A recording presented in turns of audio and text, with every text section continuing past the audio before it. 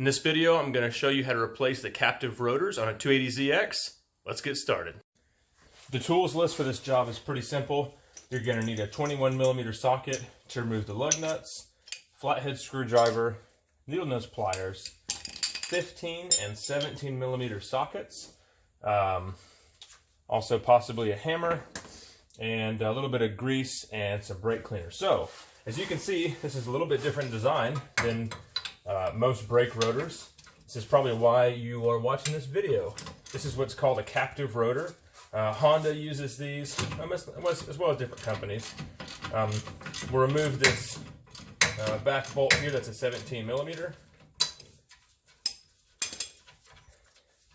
And at the same time, at some point, I like to stick a screwdriver in here and just compress the piston a little bit and the brake caliper. That especially helps if the rotor is worn and has a bad lip to it. These rotors just wobble pretty bad on the highway. They're warped.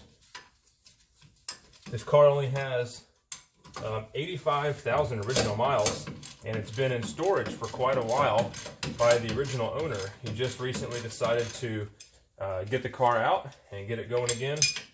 So we've been going through and just freshening up all the systems. And this is one of the next steps to just make this thing a good driver.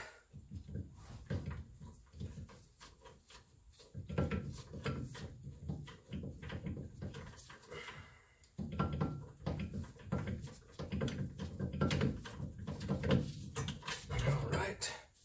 We'll set the caliper aside there on the tie rod. The next thing we've got to do is take our flathead screwdriver and we're going to work around this bearing cap. Get it in there and then give it a little twist and go around all the edges. Don't get in too much of a hurry, because if you mess this thing up, it'll start to leak. I'll set it off to the side where I've got a rag. Now we've got a clip inside here, a retainer, and then we also have a little cotter pin. Now this may start looking familiar if you've worked on any old Fords, or just a lot of any older vehicles in general, where you've got to remove the front wheel bearing to get the hub off.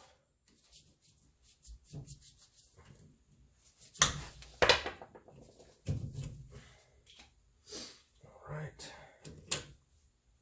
Take that little retainer off, and then we can get to the nut down inside here.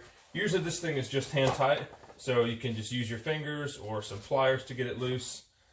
I've got a 1 16th here. It's just a little bit too big.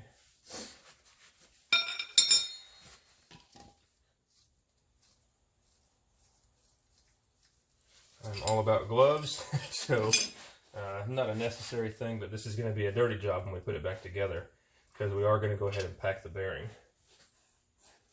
All right, we can move this forward, and we have our washer and the bearing. These will come separate. The washer has a little tab on it that you'll see that indexes with a tab on the stub there.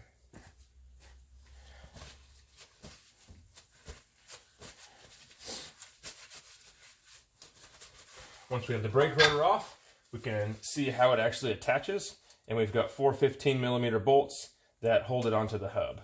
At this point, you could go ahead and replace the wheel bearing seal and the wheel bearing if you wanted to, but in this case, I'm not going to do that. We're just going to keep it going. Make sure we keep everything in frame. All right, this next step, we're going to need to get a 15mm socket. This is the part where power tools are really going to come in handy, because trying to hold this thing and break these loose can be difficult if yours are rusty. Okay, video will get a little bit loud. Just a heads up.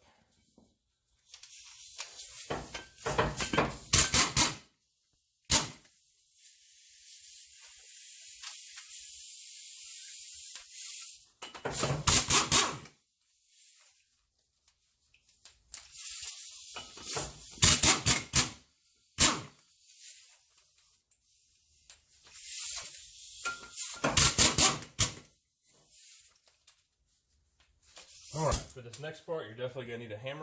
These things are almost always stuck on here pretty well. We'll flip this guy over, so it's sitting on the wheel bearing seal, and then tap around the outside of the rotor.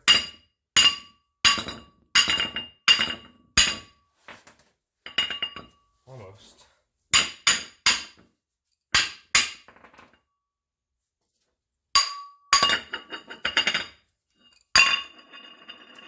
Okay, there we go.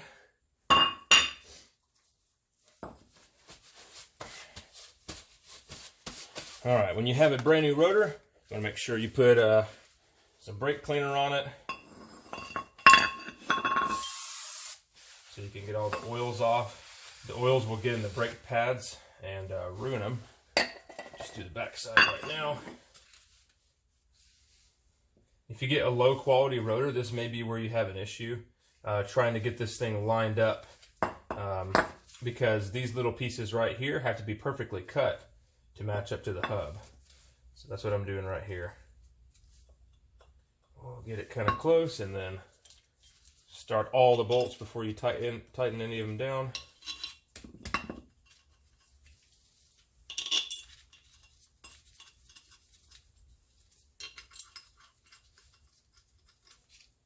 Make sure they're all started.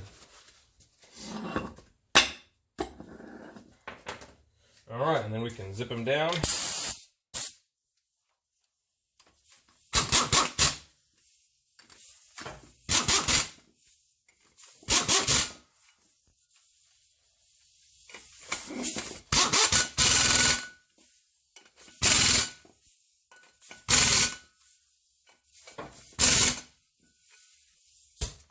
All right, that assembly's back together.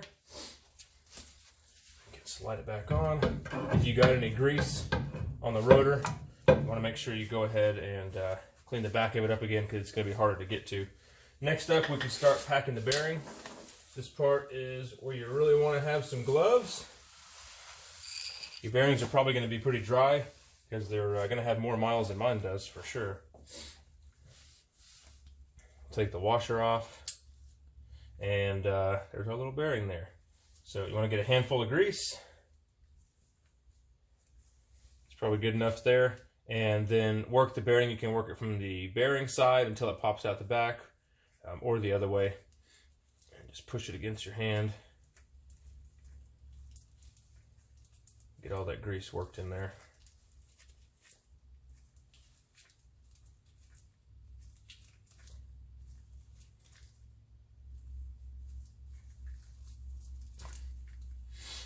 If you want to, you can take a little extra blob and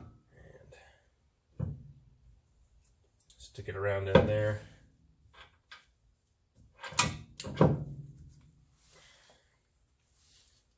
Washer with that little tab will index right there.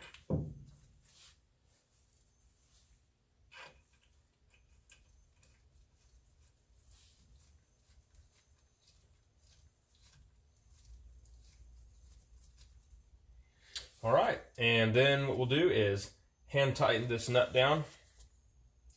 You want to get it tight enough so you have a little bit of preload, so this thing isn't just flopping around. Let me see if I can show you the correct amount here. All right. You'll go till you feel a little bit of resistance on this nut.